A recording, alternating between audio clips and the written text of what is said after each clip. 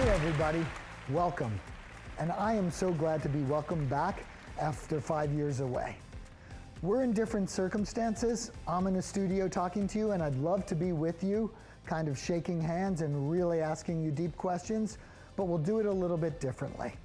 We're here to talk about how to connect the bar associations with all of the generations, and how to make sure that the members can communicate well so the bar associations can thrive. And over the past 5 years, I've been doing some work and wondering, and there's been a lot of talk in the workplace about work of the future and the future of work, what it will look like, what it will feel like, what's the technology that we'll use. And it's interesting. Same thing going on with the practice of law. What would the future look like? And of course, in our own bar associations, what will they look like? Will they be able to provide value? The interesting thing is, we've been so focused on what they would look like and what technology they would use that we forgot the most important person. That most important person is the worker of the future. It is the lawyer of the future, and it is the bar member of the future. We need to make sure that each of those people are understood and have the tools to communicate and make their organizations thrive. And now more than ever during this pandemic, it could not be more clear that we have work to do, and the worker of the future is here right now. The cool thing we know, though, is this: where youth and experience and diversity all connect is where magic happens.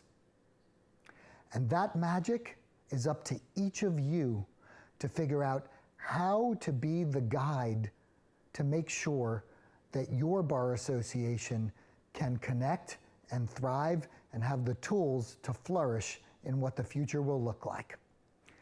It was just 5 years ago that I actually came to you and talked to you about our next slide, which is the difference between all the generations in the workplace. And basically what we showed you was each generation and where they were from and what perspective they came from. We learned some great things there. We learned that millennials and Gen Zs, they weren't disloyal and lazy and didn't have a good work ethic and only cared about work-life balance and spoiled.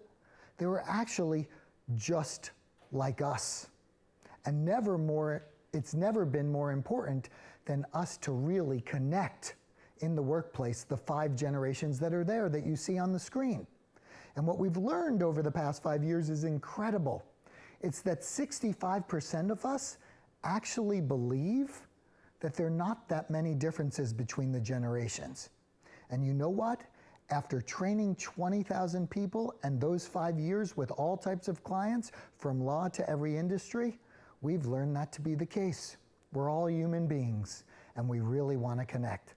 And so in the next slide, what we're going to try and do here today is this.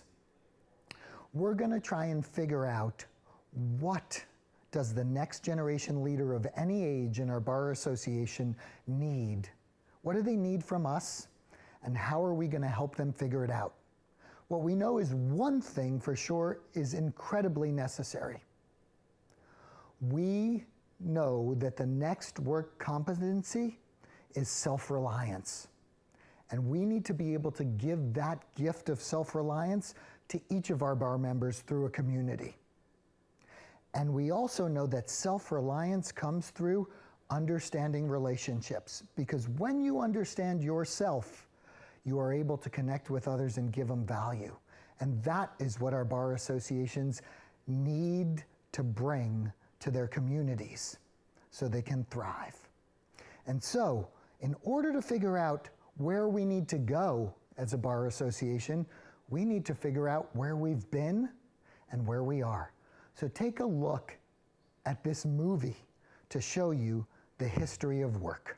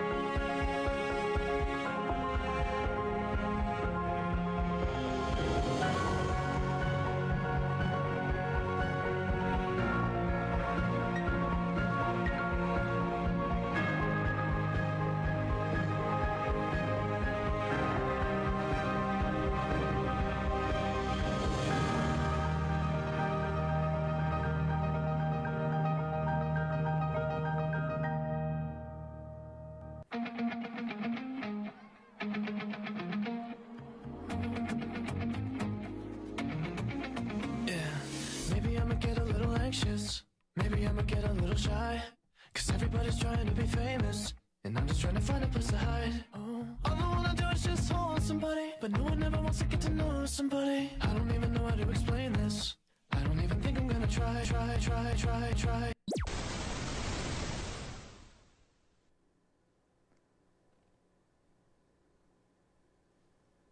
Wow.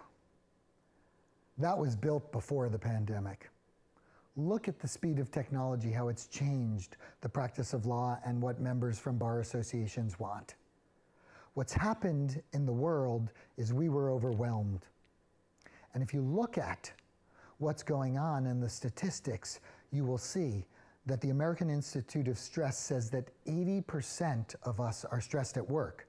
And that's way more for lawyers, we know. And 33% increase in absences before the pandemic based on anxiety. And more importantly, a 40% increase in depression in the workplace. That's where our Bar Association member is now, and that's what they're fighting. And more importantly, it's costing us big bucks.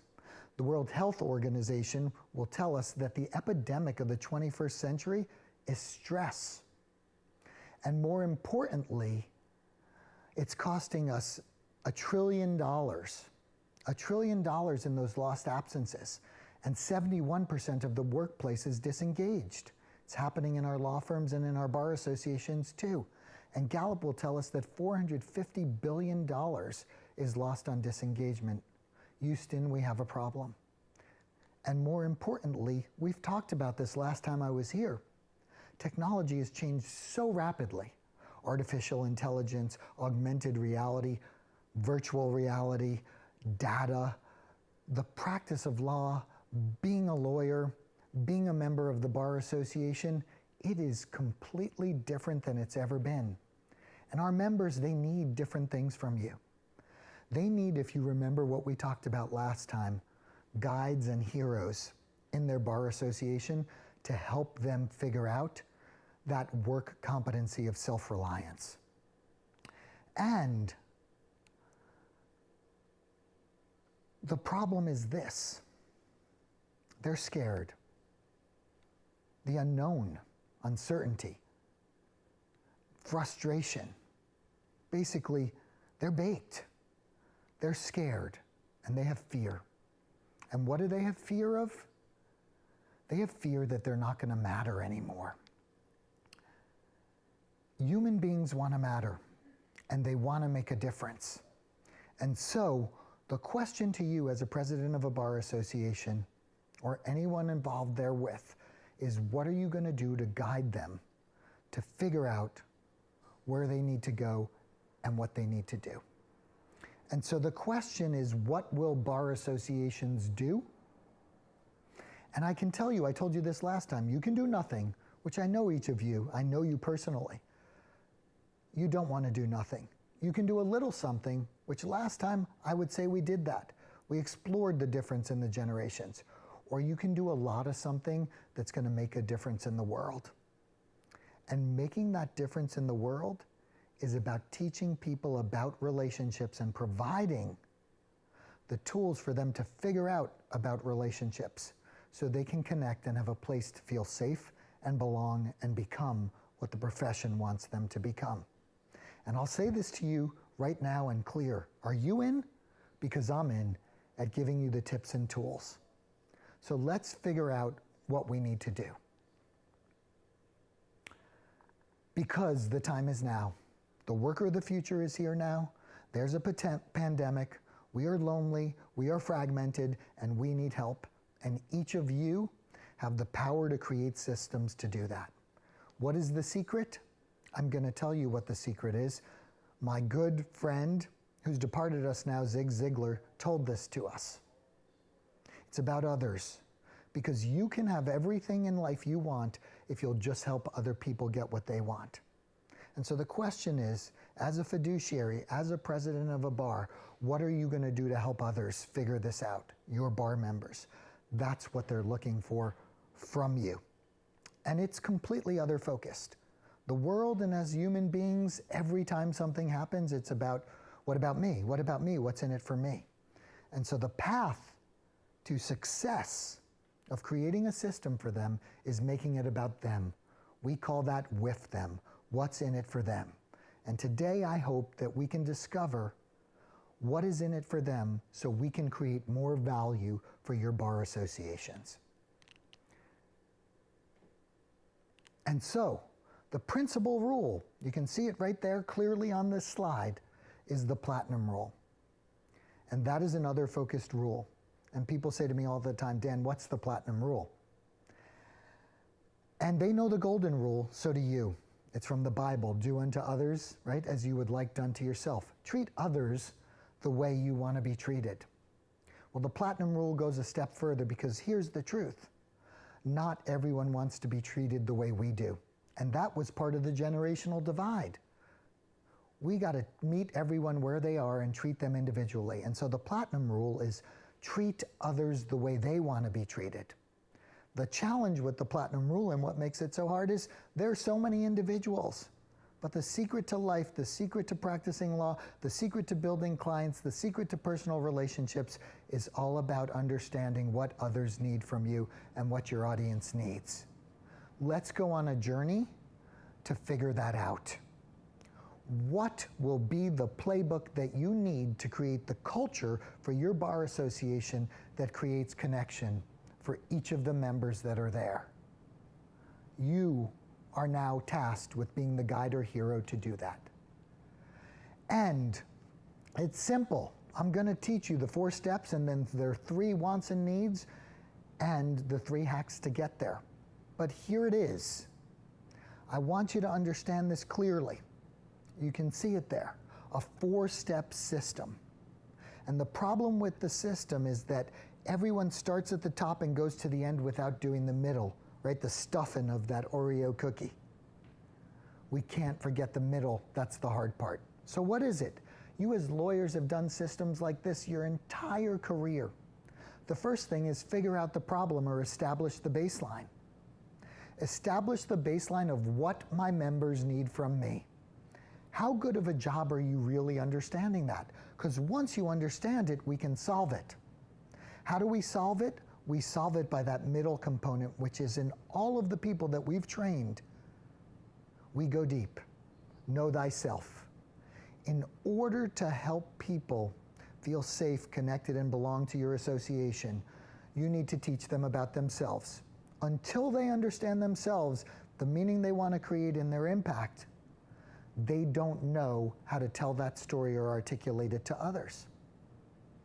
Know thyself is the second step. The third step is bridge the gap. Once you know yourself, you understand your strengths, your values, your skills, your passions, your brand, and you can articulate a story about the difference you want to make, then you can connect with others and bridge the gap. That's about learning how to communicate, learning how to create empathy or have empathy, learning how to create trust from the minute you arrive, and figuring out how to become a community. These skills are not taught in high school and college, certainly not in law school, and not in the places people go to work after law school, law firms. They don't know how to do it. We forget the hard stuff, the messy stuff, the relationship stuff, and that is the impediment. We usually establish the baseline, and then we go to training, which is the sustain. If you do this middle piece in your bar associations, I will guarantee that you will create connection and meaning and new leaders for the bar association of the future. How, you say, Dan? And so you got to understand, what does the audience want from you? What's in it for them? So I'm going to tell you the 3 needs and wants that new and emerging talent or next generation bar leaders need in the workplace are this. They're simple. They want to learn how to feel safe and survive. And the world is tough out there now. They want to learn how to belong, because never have we survived alone on those plains. Cavemen survived when they were in groups, and the gatherer did what the gatherer did, and the hunter did what the hunter did, and the farmer did what the farmer did. Everyone worked together as a team. They belonged to a tribe. And then becoming, hope, innovation, learning skills to grow and make the world better. Those are the 3 needs that people want in life and in the workplace. Let's talk about them a little bit. The first one, survival. I want to feel safe in my bar association and learn how to feel safe in my organization so I can contribute and provide value. I want to feel like my boss is my coach, like my bar association is my mentor and my coach, my guide. That's what I need in safety. That's what we want in life. Basic need, Maslow's hierarchy. Number two is this. I want to figure out how to belong, to be part of that tribe. I want to take cues from other people. I want to have similar beliefs. And more importantly than anything, I want to know that I'm making a difference and contributing value. And then the third thing is becoming. Becoming's interesting because when we talked about millennials and Gen Zs and people of all ages, we know that people's most important need in the workplace is to learn and grow. What are you teaching your bar association members to learn and grow? To really have hope that they can make things better. How do you establish the baseline to give them or understand what they need and want? And that's a 3-hack system. Number 1, turn your organization upside down. Number 2, provide meaningful work. And number 3, provide inside-out growth, which is that component that I was just going to because I love it so much. And number 1 is this, turn your organization upside down. And that means people always ask me, Dan, you're such a great facilitator. Tell me what I should do in my new workshop. And I say, what do your people want from you? And they always tell me, well, what I want. And I say, wait a minute, I just asked you what they want from you. Move to strike. How do you figure out what they want from you? You turn your organization upside down and you ask them. And number 2 is this. The things you teach your bar association and give them better be meaningful. It better create impact, especially post-pandemic. People want to make a difference. They want to really contribute and provide value. Can all work be meaningful, you say to me, Dan? Can a corporate lawyer find meaningful in registration statements or offerings or purchase and sale documents? I think all work can be meaningful. And what's meaningful about work is teaching people about themselves. Like I said, that know thyself. So they can figure out how to provide value to others. So you want to provide meaning in work or meaning in your bar association? Then teach your people some dang great skills. What type of skills? I started because I'm so passionate about this. Number 3 is teach them from the inside out the skills they need. And if we go to the next slide, you will see that those things are the soft skills I started to talk about. They're about judgment and critical thinking and connecting with people and emotional intelligence. They're about all the things that if I told you, you figured out how people could have relationships with themselves and connect with others, the world would open up. As a bar association, if you teach your members these skills, if you use these hacks and tricks, you will be successful. It's that simple. In the next slide, you'll see that I'm just going to walk you through an example of how it might work in a firm. I'm going to tell you a story about Daniel. Daniel came to us because he didn't know if he wanted to be partner in a firm. Actually, his firm paid for him to come coach with us. And what we did was this. We asked him great questions and established the baseline about why he was so disenfranchised, just like your bar association needs to be. Why was he so sad? Why didn't he think he had meaning? And it was because he didn't understand himself and or trust the process. So we did the know thyself. He learned his strengths, values, skills, and passions. Matter of fact, we have an online program that can teach people how to do it in less than 3 hours.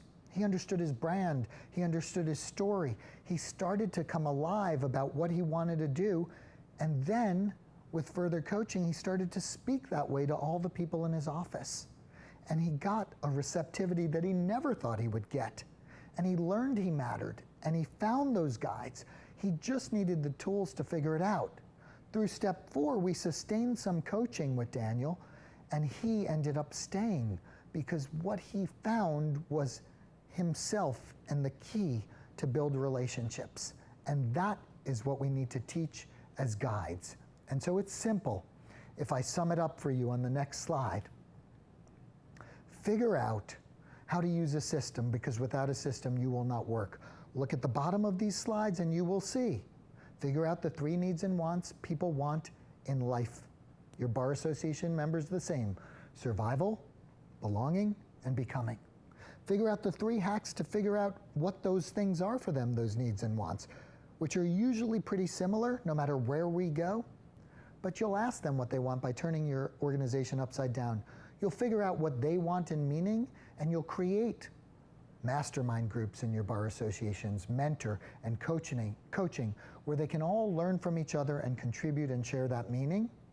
And then finally, they will have those skills to go crush, and I hate to use the word crush, but I'm going to use it, to crush relationship performance and find huge value in your bar association. And so with that, I want you to take away these 4 things, which are on the next slide. Maybe it's 5 things. And here are them. They are. Number 1 is this: generations are more the same than they are different. Mindset and communication are what matters. What are you doing in your culture playbook for your bar association to teach that? Be the guide and the hero, and the time is now. Let's not waste any of it. Meet them where they are. Really understand what they need from you no matter what age they are. Deploy a system, because without a system, it will not work. But make sure you follow the system and give it its time to really fester, a year at a minimum.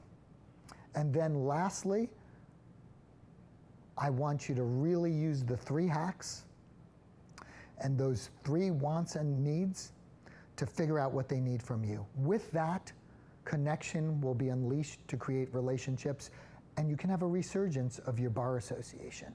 If anyone needs any help with that, you can get my contact and information. You can follow me online. You can see it.